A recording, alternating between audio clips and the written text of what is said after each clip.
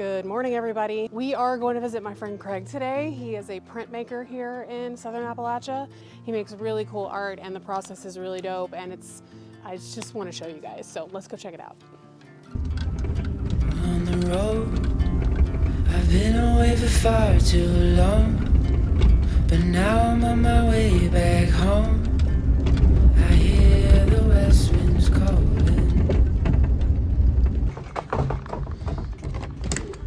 Hello. I'm Craig Burkhalter. I am a retired educator and a printmaker. I have been printmaking since the mid-1970s. I trained under a Jewish wood engraver named Bernie Solomon, who was a major influence in my life. And I actually bought this press from him. This is my etching press, which I print linoleum cuts, relief prints, and etchings on this. I have my letterpress over here that we'll talk about in a second. Letterpress is the other technique that I use mainly, and it's pretty much an obsolete process. First of all, this is my letterpress, and this was given to me along with the case right here. There was another printer in Macon that sold me one of the original presses from the 1800s for $250. Gave me about 13 sets of metal type and box fulls of picture blocks that have been used over the years. I go to antique shops and find this kind of stuff. It's available out there. And if you don't know about letterpress, you have to spell everything backwards. Like in this print right here, this was done with wood type, and all this had to be spelled backwards so that it comes out properly on the actual print.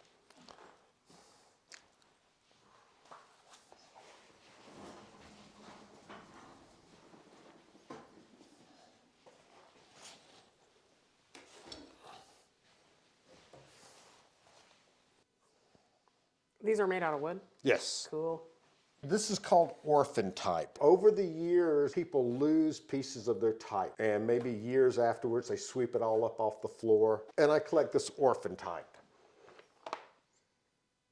That's so cool. It doesn't fit any of the other fonts that I have, but I use it, mix it all up, and do what I call crazy type. I do cards, I do books. This is an accordion fold book that I did. This is a poem by Seaburn Jones, a poet that I knew in Macon. He is deceased now, but over the years, I've done many books and broadsheets of his work. Now this one is interesting because I mailed these out randomly. I printed 50 of them and just randomly looked up names on the internet. I do fun stuff like that, but they are never, ever, ever, ever threatening. It's Always a sweet yeah, sweet things like that. There's also this evil side to me where I do a lot of left-wing stuff. Just say no to Stinky Don and the Muskrat. Ding Dong Don. This is very different from my mail-outs. My mail-outs are never, ever, ever threatening in any way. This is a composing stick. I'm getting ready to print some envelopes. So what I have to do is spell everything backwards.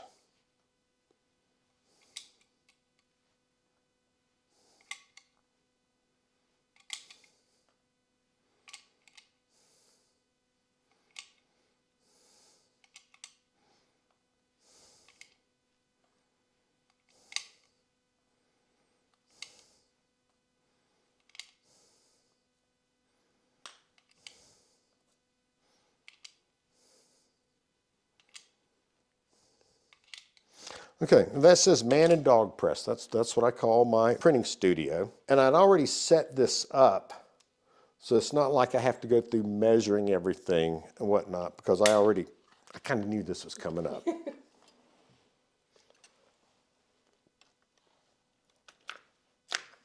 Okay.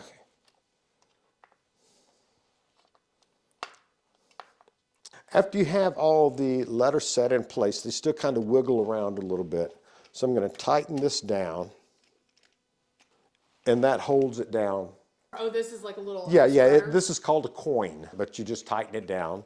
and it holds everything good and tight. I'm lucky with this press. This is a flatbed press. A lot of presses, the whole chase, the whole metal piece goes up and down like this, so you have to lock it in really, really tight. With this, if it wiggles a little bit, the typeset in it. yeah, Okay. yeah. So it goes back and forth. So you have to really be careful about that. I'm pretty much a self-taught letterpress operator. I got about maybe an hour's instruction back in the mid-70s and didn't touch it again until about 10 years ago, 10, 15 years ago. And I realized that I was self-taught when I led a workshop out in Missouri, and they put me in front of a press, and I had to say, I don't know how to run this one. So it was kind of embarrassing. Oh, no. But I mean, I knew enough. I knew enough that I didn't embarrass myself in front of all the students. What I'm going to do now is I'm going to put some ink on here. We'll go ahead and run a couple of these envelopes. And I'm cheap, so I have to use every bit of ink that I can get out of a tube. I think frugal's probably a better word for that. Well, I don't know. I just call it cheap. Spreading out the ink a little bit so that I can take my roller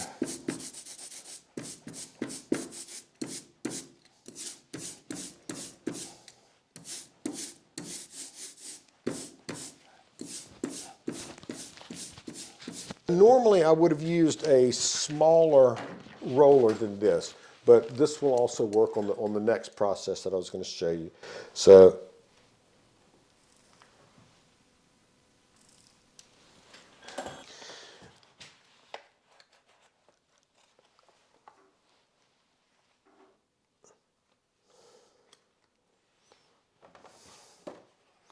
put the envelope down.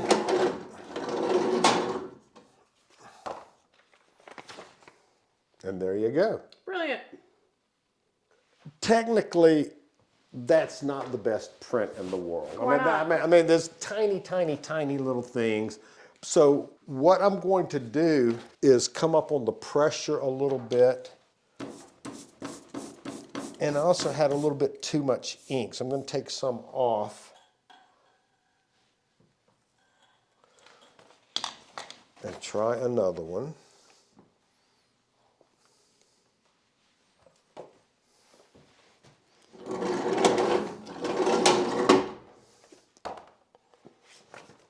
So that is a much better print. Being a self-taught letterpress operator, a lot of traditional printmakers would be horrified at the things that I do. But I print in such small quantities that I can do things by hand that a commercial printer can't do. The production speed is not that critical to me. Well, right, making art. Yeah. What I would do, I'm not going to start really switching right now. I would remark everything so I would know exactly where to put these, because I do need more real envelopes. So I'm just going to very carefully put that down and hope it's positioned right. Oh, so this is set up for the big manila envelopes? Yes, and what I would do is when I finish printing those and I switch to the small ones, I would just put a little stop right there so I would know exactly where it goes. The other way that I print is I do linoleum cuts. This is a fairly common process, so most everybody knows how to do this. But in case you don't, you start out with a fresh piece of linoleum like this, and this is printing linoleum, similar to the stuff that you walk on, but not exactly. You draw your image on here, and you cut away everywhere that you want to be white. So therefore, when you roll your ink on it, the ink only goes to the original surface and does not get down in there. So you carve away the negative space? Yes. Okay. Yes. These lines in here I refer to as chatter, and I just kind of like that. There are ways that I could cut around that and not have any of that on there. Oh, you mean like as far as getting this completely clean? Oh yeah. No, I like it though. But yeah, I like it too. It gives it kind of more of a rustic feel to it. Some of these processes that I use are real messy. Not so much these, but something like when I do etchings, it's a real messy process. And I am adamant about not having messy prints. That was just one thing that was Like smears and yeah. Yeah, and fingerprints and everything. I won't show something like that. This is just an oil-based ink, a very versatile ink. But I do have letterpress inks that come in different forms. You probably would not be able to tell any difference. Probably I wouldn't either, except in a production thing. The letterpress ink dries very, very quickly and you can stack things up. The oil-based inks that I'm using right now, I don't. I have to let them dry. There are etching inks, relief inks, letterpress ink, litho inks. Is it about the viscosities and such? That's part of it. Okay. That's part of it. And they're all very, very similar. And do you use different inks for different papers? Sometimes, yes, yes. Everything that I've talked about so far has just been in black and white. That's mainly what I do. There are ways of printing color like this also. You have to do a thorough clean of everything. Yeah, huh? yeah. You know, there are ways. And what I'm doing now is I'm going to check the pressure on this. This is an uninked plate. I have printed it before, but it's uninked right now. And the only thing I'm going to do is to check and see what kind of embossment there is on the paper that I have on there. And I print these blocks a lot, so I know about where to put it.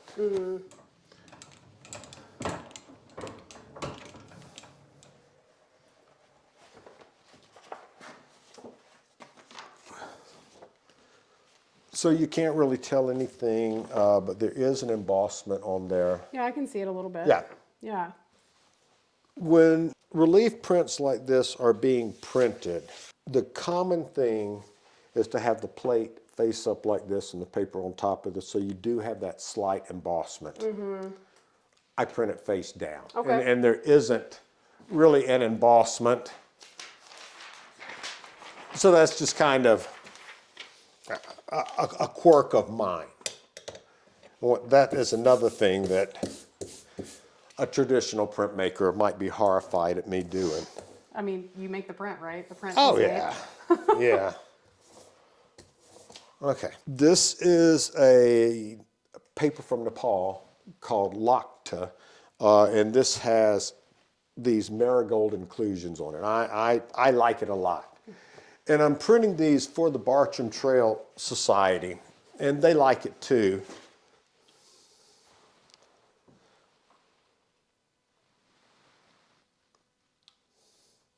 I've done this enough that I know the sizes that I need and the placement and whatnot.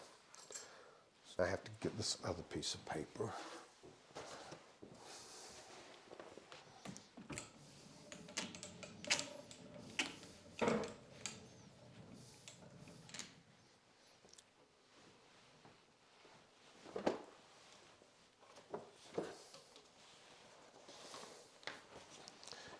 And that's the print.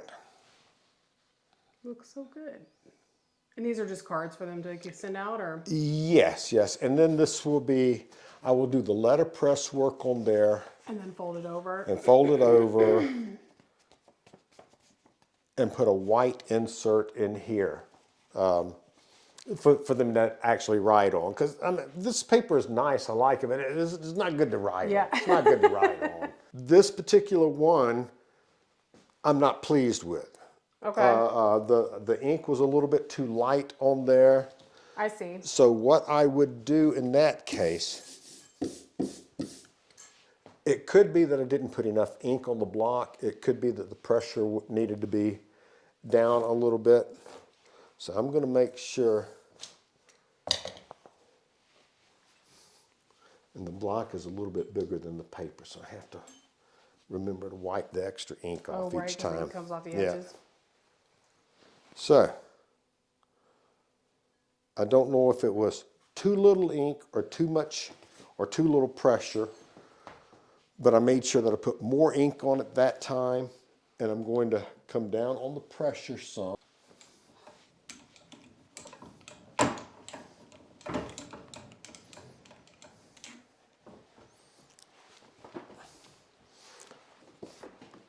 Now, in the printmaking world, this is called the reveal. When you pull it up The internet loves and the you, reveal. and you show somebody. So are you you don't like this then either? No, I mean, it's okay. There's certain things that I've become real adamant about. It comes from working under this man that did that wood engraving right there. He was the guy that trained me. He was my mentor. His prints were always good quality prints, but they might be dirty as shit. Right? You know, we called him the rag man because everything was so dirty.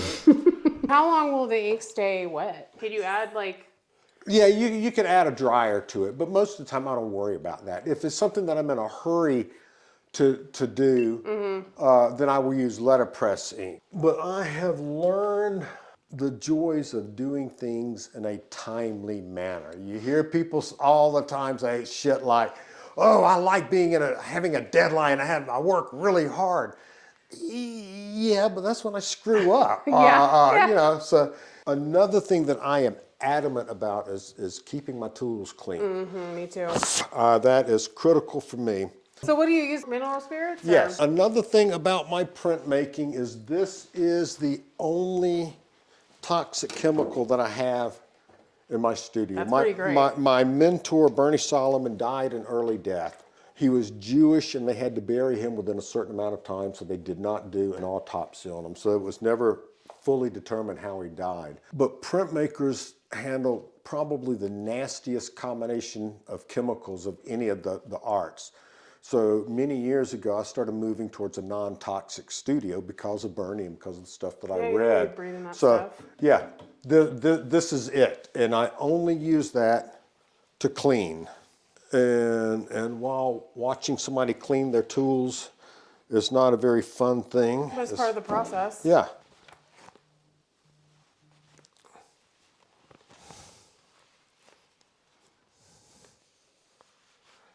Now, could you like have this in a pail or something if you had like more of a commercial space, or would you dip it, or is that bad No, for I would do it like this, because if you'll notice, I am not scrubbing back and forth. Oh, I see. I pull it across one time. This roller has gotten stained, so it doesn't look like I'm getting all the ink off of it. But it's more because it is stained than not getting the ink off of it. This is made out of rubber too? Yes. Okay. And these are at best medium grade rollers. I mean, it's just like any other tool. You can get really, really expensive ones. Okay. And that is about as clean as this is going to get. There was a time in my career when I was so poor, I would have saved that little bit of ink. You just would not believe how frugal I've been in my printmaking career. On the flip side of the coin, I'm a paper whore. I love expensive papers. I do spend my money on nice papers. These were made by a French printmaker named Sylvie Vey. Sylvia Veroons is a full name. I met her during COVID when all of a sudden I started receiving prints from France. No explanation or anything, just hand-done, signed prints. And I finally found one of the printmakers that spoke English. It was Sylvie. We became friends. We did a print exchange together. 5 French and Belgian printmakers, and I chose 5 American printmakers. And we all did 15 prints and then sent them to each other. So I got a copy of one of my prints and 14 others. I just love all these different papers. This is a banana paper, a banana leaf paper. A lot of these have inclusions like this. I mean, some of it is, yeah. Yeah. And they're good for different things. They're good for different things. Oh, I like that white one with the green. I do too, yeah. That's one of my favorites. That's really pretty. Yeah, that's awesome. And, I get it.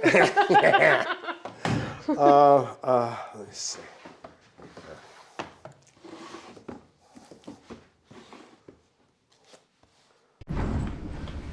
You shot some photographs of these blocks, and I'll show you a couple of things that I have done with some of the blocks that you photographed.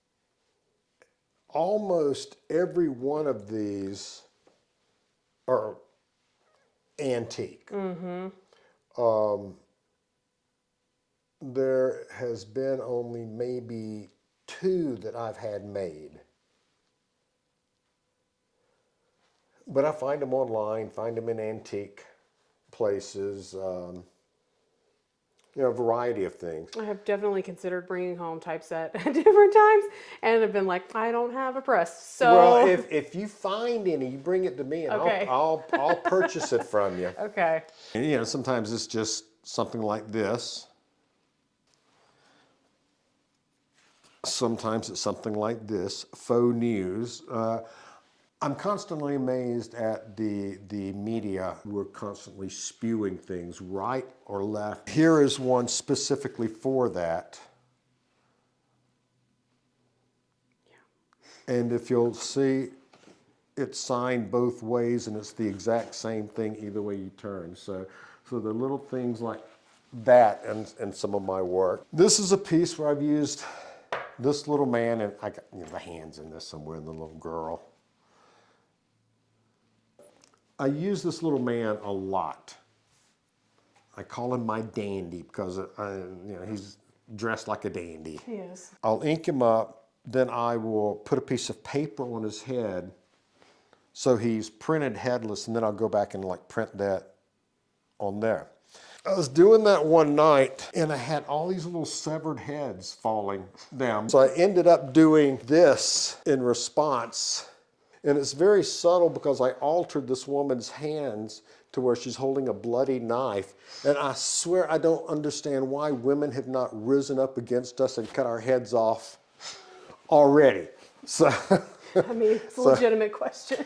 And I got this twisted sense of humor. I just did a whole series of these breathe prints. Like the airplane. Cute. I don't know if cute's what you're going for, Yeah. but that's damn cute. Yeah.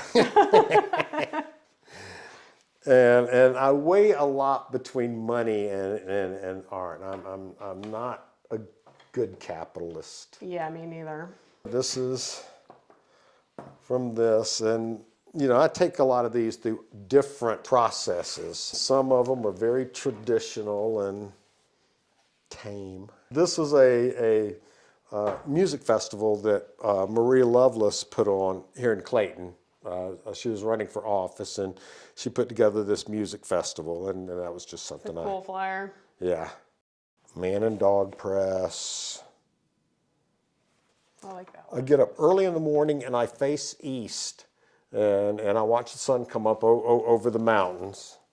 This is an etching. Okay. Yeah. All these are etchings. This is the other process that's a really interesting process. I like it. And traditional etching is done with acid, but once again, due to my non-toxic studio, this is a process called photopolymer etching. Nice. Now, it says Clytie on there instead of sunflower because this is in reference to the old Greek legend of Clytie and Helios. We think of Apollo, but that was the Roman name for the sun god. Clytie was a nymph that was in love with Helios, I believe that's right, and he was dealing someone else, and she got mad and told on him. So he turned her into a flower that would have to trace him all the way through the sky, but never have him. Wow, that's pretty cruel. I think so too. I do have this love of good paper, of expensive paper, but I'm also a cheap ass. So I use every bit of it that I can. So some of my prints are on these little skinny pieces. That'd be so cool though, all framed up, Like this, yeah. Our friends Mindy and Helen had a show down at the gallery that they called a Bigfoot Tea Party, and this is just a print that I did for them. I did some work for Charlie Dingler. He had the Dingler Fest for a couple of years, and it will be coming up again soon. I'll show you one more. This is some more of my scrap paper that I use, and I also have this weird sense of humor. Here's my little dandy again. My dandy is being raptured. Awesome. I see, you know he's being raptured because you see the golden halo. The halo stays and the body disappears. Yeah. Yeah. These are my breathe prints. I make these little packets of them, and you're going to take one home. And what this is you get 10 little prints that say breathe, because we all have to stop periodically and take a breath to survive.